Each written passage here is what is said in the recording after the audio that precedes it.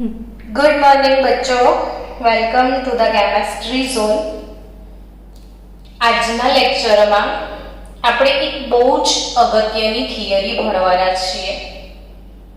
એટલી બધી important theory છે ને કે ભાઈ જેને જેડબલઈ નીટ આવું ક્લિયર કરવું છે એવા વિદ્યાર્થીઓ માટે આ પ્રકરણમાંથી 2 પ્રશ્નો પૂછાવાના છે। અને આ પ્રકરણના જે 2 પ્રશ્નો છે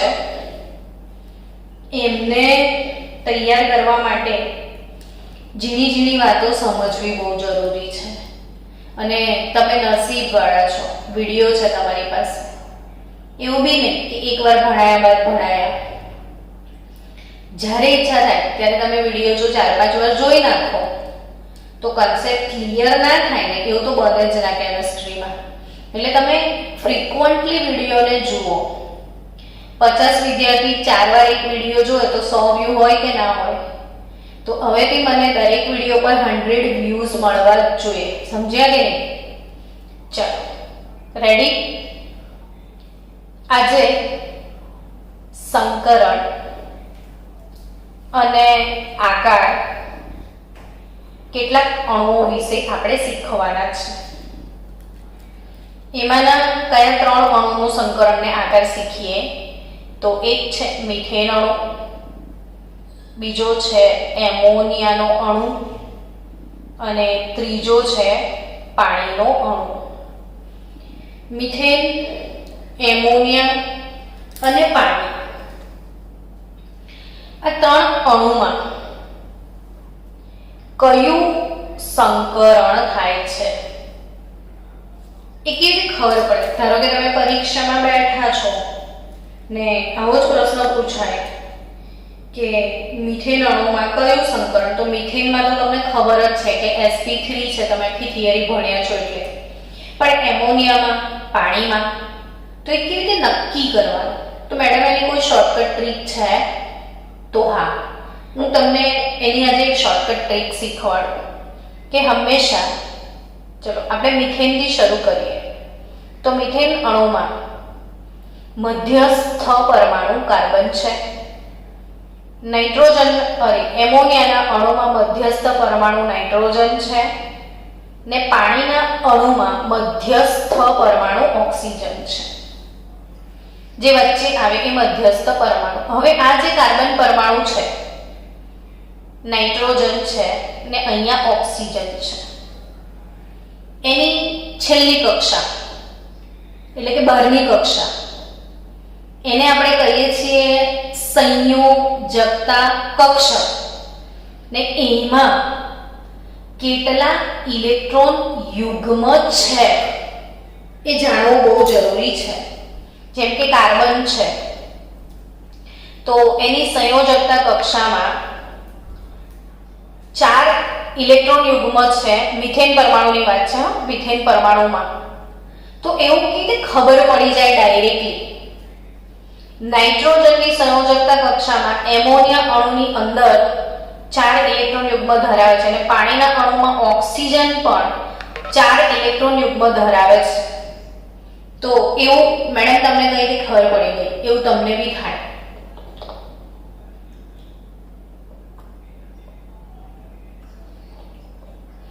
તો આપણે એના માટે એક સૂત્ર શીખીએ કે ઇલેક્ટ્રોન યુગ્મ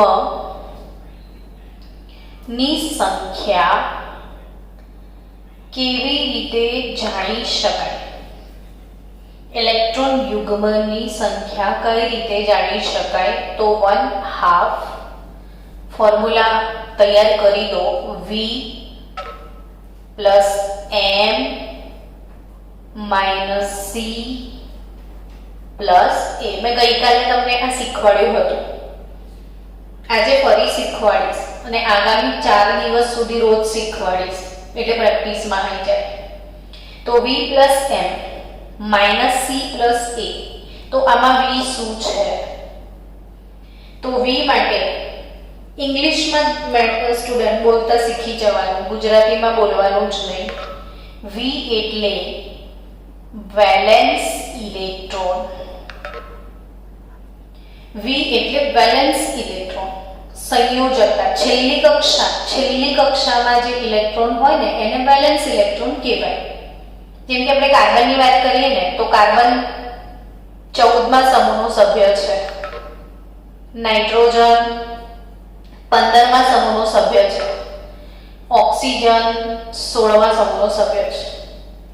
એટલે કાર્બનની છેલ્લી કક્ષામાં 4, નાઇટ્રોજનની છેલ્લી કક્ષામાં 5, ઓક્સિજનની છેલ્લી કક્ષામાં 6 ઇલેક્ટ્રોન હોય. એ સંયોજકતા ઇલેક્ટ્રોન કહેવાય. તો V એટલે વેલેન્સ ઇલેક્ટ્રોન, જેને ગુજરાતી શબ્દ આપણે શું વાપરીશું? સંયોજકતા ઇલેક્ટ્રોન. હવે M શું છે? તો કે M એટલે મોનો વેલેન્ટ એટમ. મોનોવેલેન્ટ એટમ એટલે શું?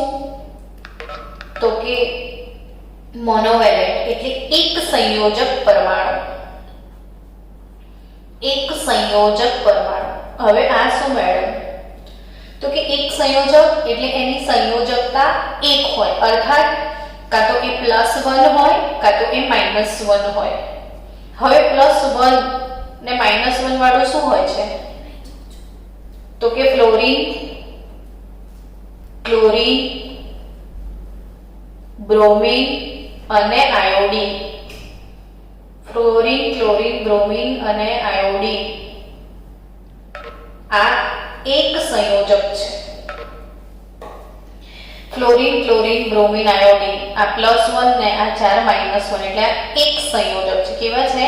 એક સંયોજક. એટલે હાઇડ્રોજન અને હેલોજન, હાઇડ્રોજન અને હેલોજન આટલા લોકો તમારે માઇન્ડસેટ કરી રાખવાના કે જે એક સંયોજકમાં ગણવાના. આટલા લોકો લિસ્ટ પરથી તમને ધ્યાન આવી જશે. હવે C એટલે શું? તો કે ચાર્જ ઓન કેટાયન. સ્ટુડન્ટ્સ, તમને ખબર છે ને આજકાલ માર્કેટમાં ઇંગ્લિશ લેંગ્વેજનું ઇમ્પોર્ટન્ટ થોડુંક વધારે છે. ઇવન આપણે ગુજરાતી મીડિયમમાં ભણી રહ્યા છીએ ને જ્યારે આપણું 12મું ધોરણ પતી જશે ને જ્યારે 12મું પતી જશે પછી આપણે કોલેજમાં જઈશું આફ્ટર 12th, તો કોઈ પણ એવી કોલેજ નથી કે જ્યાં કોર્સ તમારો ગુજરાતીમાં આવશે. તમારે એકદમ A to Z વસ્તુ ઇંગ્લિશમાં ભણવું જ પડશે ને. તો આપણે અત્યારથી એડવાન્સ થઈ અને મારી જોડે તમે ભણો ને તો દરેક વસ્તુ ઇંગ્લિશમાં જ ખાસ તૈયાર કરજો. તો V valence electron, M monovalent atom, C charge on cation. સમજો, ચાર્જ એટલે વીજભાર, કેટાયન એટલે ધન આયન. તો ધન આયનનો વીજભાર.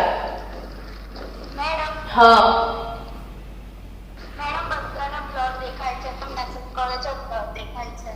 પણ બેટા આમાં હું કંઈ ના કરી શકું. બ્લર દેખાય છે ને તો નેટ ઇશ્યુ હોય ને એટલે. તો કંઈ નહીં, તમે બધા લીવ થઈ જાઓ ને જે દેખાય જો પછી વિડીયો મોકલી આપું છું તમને, હે ને? હા ચલો. સી ચાર્જ ઓન કેટાયન, ધન આયનનો વીજભાર. અને એ એટલે ચાર્જ ઓન એનાયન ને એનાયન એટલે ઋણાયન. તો ઋણ આયનનો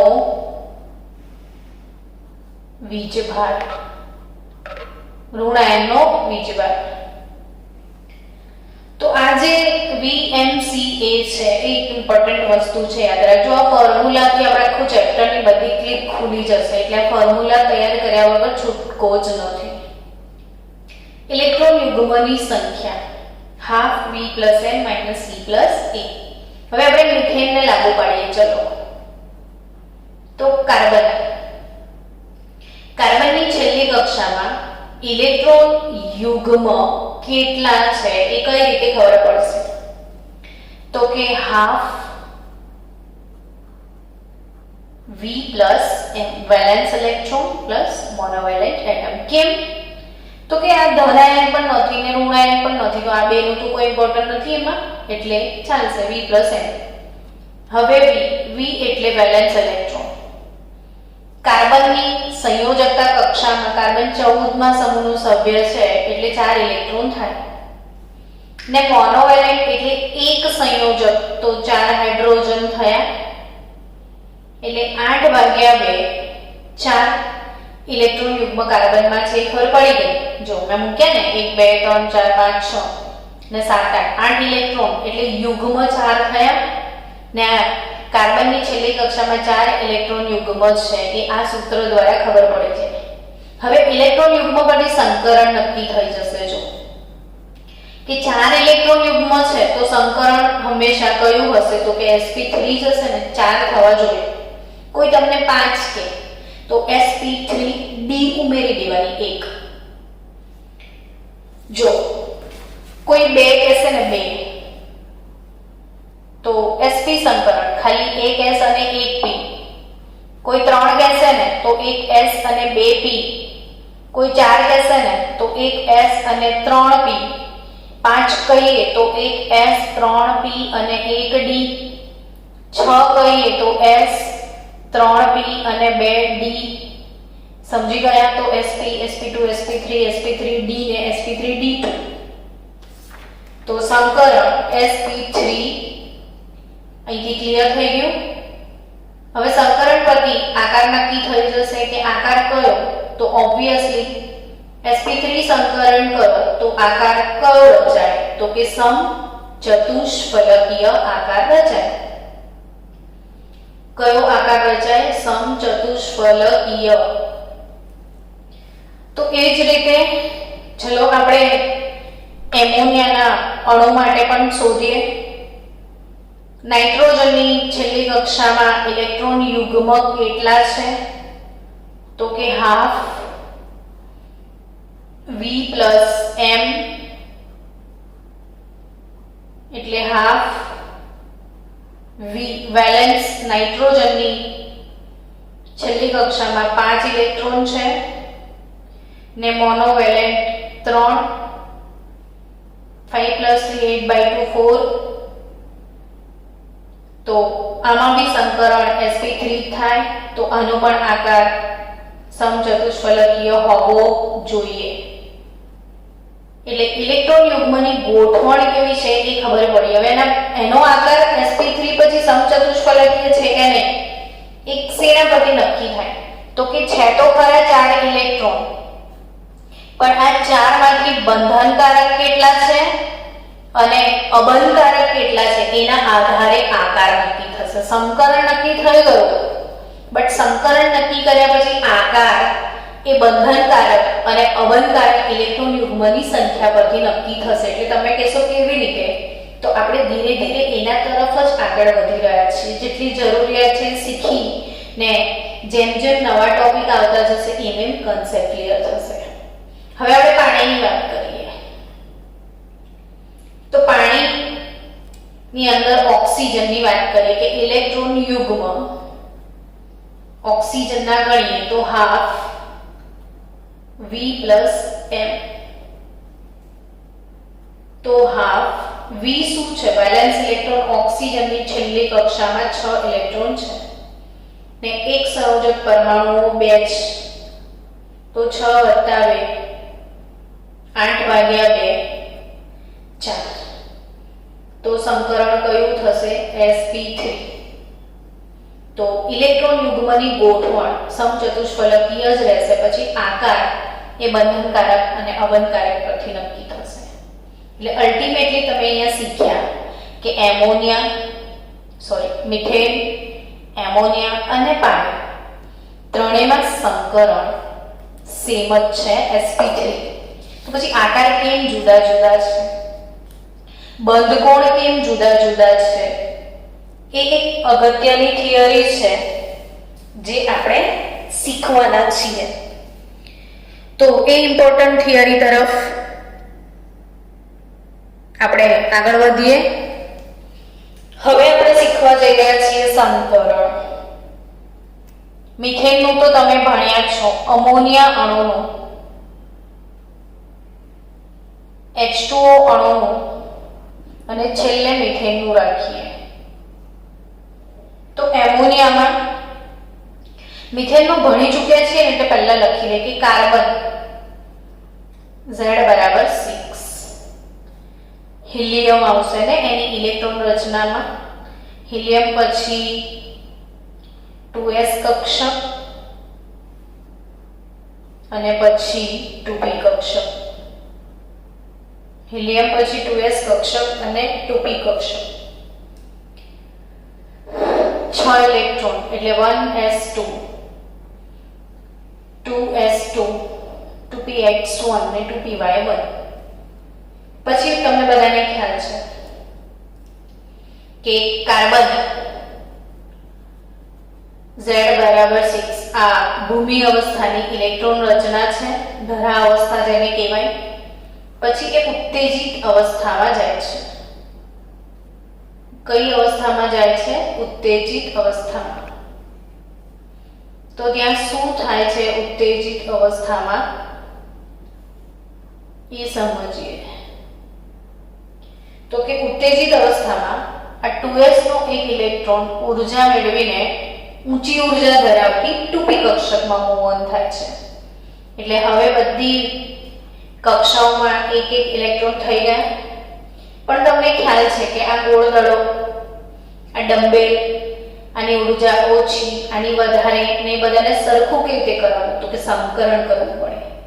ગોળના લાડવા તોડવા પડે, ખાંડના લાડવા તોડવા પડે, બધું મિક્સ કરી દેવાનું ને નવા લાડવા બનાવવાના, જેને આપણે સંકરણ કહેતા હતા, આપણે ભણાવેલું છે. તો અહીંયા sp3 સંકરણ થશે ને હિલિયમ પછી આ ચારે ચાર કક્ષકો હવે સમાન બની જશે, સમાન ઊર્જાવાળી છે, સમાન આકારવાળી છે ને દરેકે દરેક કક્ષકમાં એક એક અયુગ્મિત ઇલેક્ટ્રોન છે. હવે એના સાથે આની સાથે ઇલેક્ટ્રોનની ભાગીદારી બનશે. ચારે ચાર ઇલેક્ટ્રોનની ભાગીદારી થઈ હાઇડ્રોજનની 1s કક્ષક સાથે. બધામાં હાઇડ્રોજનની 1s, હાઇડ્રોજનની 1s ને હાઇડ્રોજનની 1s આવી જશે રહેવા માટે. ટૂંકમાં અહીંયા શું સમજ્યા કે કાર્બનની સંયોજકતા કક્ષામાં 4 ઇલેક્ટ્રોન યુગ્મ છે અને ચારે ચાર ઇલેક્ટ્રોન યુગ્મ બંધનકારક ઇલેક્ટ્રોન યુગ્મ છે. બંધનકારક ઇલેક્ટ્રોન યુગ્મ છે કે જેણે બંધ બનાવવામાં ભાગ લીધો હોય. બંધ બનાવવામાં ભાગ લે એને બંધનકારક કહેવાય. તો અહીં ચારે ચાર ઇલેક્ટ્રોન યુગ્મ બંધનકારક છે. તો પાણીમાં શું પ્રોબ્લેમ છે, મિથેનમાં, અમોનિયામાં શું છે એ જોઈએ. હવે અમોનિયામાં મધ્યસ્થ પરમાણુ નાઇટ્રોજન છે. નાઇટ્રોજનની નંબર છે Z બરાબર 7. તો નાઇટ્રોજનની ઇલેક્ટ્રોન રચના શું થશે? હિલિયમ 2s2 અને 2p, 2s2, 2px1, 2py1 ને 2pz1, 2s2, 2p3, 2s2, 2p3 છે. 3 અને 2 5 ને આના 2 7 ઇલેક્ટ્રોન થયા. આનાથી થોડુંક અલગ છે. અહીંયા ઇલેક્ટ્રોન નથી, અહીંયા છે. અહીંયા નહોતો તો અહીંથી અહીં આવ્યો, અહીંયા છે તો અહીંથી અહીં આવવાના ચાન્સ નથી. હવે નાઇટ્રોજન એમાં ઉત્તેજિત અવસ્થા આવવાનો કોઈ પ્રશ્ન નથી, કેમ કે અહીંયાથી શિફ્ટ થવાનો કોઈ મતલબ નહીં. એટલે સીધું સંકરણ થઈ જશે sp3 ને sp3 સંકરણ થયા પછી ચારે ચાર કક્ષક અહીં સમાન ઊર્જા ધરાવતી બનશે. પણ એમાં 2s ના 2 ઇલેક્ટ્રોન જેમ છે એમના એમ જ આવી જશે. બટ આ 3 ઇલેક્ટ્રોન એટલે હવે તમને બી જોઈને નાના બાળકને બી ખબર પડે કે આ જે છે ને બંધ બનાવવાને લાયક નથી રહ્યો, પણ આમાં બંધ બનશે. એટલે આ જે હાઇડ્રોજન છે એની 1s 3 જો અહીંયા 4 બંધ બન્યા હતા, અહીં 3 જ બન્યા છે. એટલે આમાં શું સમજવાનું છે કે 4 ઇલેક્ટ્રોન યુગ્મ જે છે પૈકી 3 જ બંધનકારક છે. બોન્ડિંગ પેર એટલે બંધનકારક એટલે બીપી લખાય ને એક અબંધકારક બંધ બનાવવામાં ભાગ નથી લેતો, લોન પેર કહેવાય. લોન પેર એટલે એને એલપી લખું છું. તો આમાં 4 બંધનકારક છે. આમાં 4 માંથી 3 જ બંધનકારક છે, એક અબંધકારક છે, જે આ રીતે નાઇટ્રોજન પર હંમેશા પડ્યો હોય. જ્યારે પાણીનો અણુ બનાવીએ, ચલો કે પાણીમાં શું સીન છે તો કે ઓક્સિજન પરમાણુ Z બરાબર 8, helium 2s 2 2px1 2py1 2pz1 અને 2px2. એટલે ઓક્સિજનની અંદર તો આનથી પણ એક ઇલેક્ટ્રોન વધારે, એટલે અહીં ફરી યુગ્મીકરણ થઈ જશે. જો આમાં ખેલા 4 હતા, આમાં 5 હતા, આમાં 6 થઈ ગયા. સોરી, આમાં 6 હતા, આમાં 7 હતા, આમાં 8 રહ્યા. એટલે ઓબ્વિયસલી આ 2 જ કક્ષક ખાલી છે બંધ બનાવવા માટે. આમાં 3 કક્ષક ખાલી છે બંધ બનાવવા માટે, આમાં 4 ખાલી છે. તો ઓક્સિજન એ પણ sp3 સંકરણ કરી દેશે. sp3 સંકરણ કરી લીધા પછી 1 2 3 4 અને ઇલેક્ટ્રોન યુગ્મ 4 થઈ ગયા. આ 4 માંથી 2 જે છે એ બંધ બનાવવામાં ભાગ નથી લેતા, એટલે અબંધકારક છે, લોન પેર. અને ફક્ત 2 જ જે છે એ બંધનકારક છે. એટલે આમાં જે 4 ઇલેક્ટ્રોન યુગ્મ છે એમાં 2 બંધનકારક અને 2 અબંધકારક. એટલે હવે તમારી એક્સપેક્ટેશન શું હોય બાળકો કે 3 માં sp3 સંકરણ થયું છે. એટલે આમાં બંધ કોણ હોવો જોઈએ 109 ડિગ્રી 30 મિનિટ. પણ આમ છતાં પણ 3 માં બંધ કોણ અલગ અલગ છે. મિથેનના અણુમાં 109 ડિગ્રી 28 મિનિટ છે, જ્યારે પાણીનો જે અણુ છે એમાં 2 જ બંધનકારક છે. અને આ 2 ચોટલી જે મેં બનાવી એને અબંધકારક કહેવાય. એટલે પાણીના અણુનો આકાર આટલો જ ગણાય, કોણીય આકાર કહેવાય એ. અને બંધ કોણ 104.5 ડિગ્રી છે, એટલે ઘટી ગયો.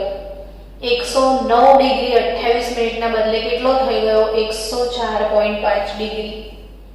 અને એમોનિયાના અણુમાં આ નાઇટ્રોજન એના પર એક અબંધકારક ઇલેક્ટ્રોન યુગ્મ છે અને એમાં બંધ કોણ 107 ડિગ્રી છે.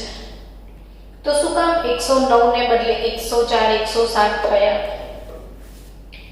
તો અહીં સમજો કે આ 2 અબંધકારક છે. આમાં ઇલેક્ટ્રોન છે એટલે ઋણ ભાર, આમાં ઇલેક્ટ્રોન છે એટલે ઋણ ભાર. ઇલેક્ટ્રોન પર ઋણ વીજભાર હોય છે. આ ઋણ ભાર તો ઋણ વચ્ચે શું થાય તો કે અપાકર્ષણ થાય. ઋણ વચ્ચે અપાકર્ષણ એટલે આ લોકો આમ એકબીજાથી આમ ફંગોળાય દૂર. એટલે પાણીના અણુમાં જો સમજો આ 2 અમારા હાથ છે એ અબંધકારક ને આ બંને બંધનકારક છે. સમજો પાણીના અણુમાં આ 2 અબંધકારક ને આ 2 બંધનકારક છે. હવે આ બંને આમ દૂર ફંગોળાય તો આ બંને નજીક જતા રહ્યા. જોયું તમે? જો આ બંને વચ્ચે અપાકર્ષણ એટલે આમ ફેંકાયા તો આ બંને ભેગા થઈ ગયા. તમે ટ્રાય કરજો ઘરે આવી રીતે. પાણીનો અણુ આ ઓક્સિજન, આ 2 અબંધકારક ને આ 2 બંધનકારક, તો આમ થયું તો આ ભેગા થઈ ગયા. એટલે આ બંને અબંધકારક વચ્ચે બહુ અપાકર્ષણ થાય છે ને પરિણામે આનો જે બંધ કોણ છે એ ઘટે છે. તો આમાં 2 છે, આમાં એક જ છે એટલે ઓછું અપાકર્ષણ થાય. એ આને અને આને હેરાન કરે. આ બંધનકારક વચ્ચે ને અબંધકારક વચ્ચે તે અપાકર્ષણ થાય એના કારણે. પણ એક જ છે એટલે 107 જેટલું થયું. 2 છે તો 104 થઈ ગયું. આમાં કોઈ અબંધકારક નથી તો એક્ઝેક્ટ એટલો જ બંધ કોણ દેખાવામાં આવે છે. તો આ ત્રણ એક અગત્યની વાત છે, આઈએમપી વાત છે જે યાદ રાખવાની છે અને પ્રશ્ન રીતે પૂછાઈ શકે કે પાણીના અણુમાં 109 ડિગ્રી 28 મિનિટના બદલે પાણીના અણુમાં 109 ડિગ્રી 28 મિનિટના બદલે બંધ કોણ 104.5 ડિગ્રી છે. શા માટે? તો તમારે એવું કહેવાનું કે પાણીના અણુમાં sp3 સંકરણ થાય છે એટલે કુલ 4 ઇલેક્ટ્રોન યુગ્મ ઉત્પન્ન થાય છે. પણ 4 ઇલેક્ટ્રોન યુગ્મમાં 2 બંધનકારક છે અને 2 અબંધકારક છે. પણ આ 2 બંધનકારક વચ્ચે બે અબંધકારક વચ્ચે અપાકર્ષણ જોવા મળે છે. અપાકર્ષણને કારણે કક્ષકો એકબીજાથી દૂર જવાનો પ્રયત્ન કરે છે ને પરિણામે બંધ કોણ પરિણામે બંધ સંકોચાય છે અને બંધ કોણમાં ઘટાડો થાય છે.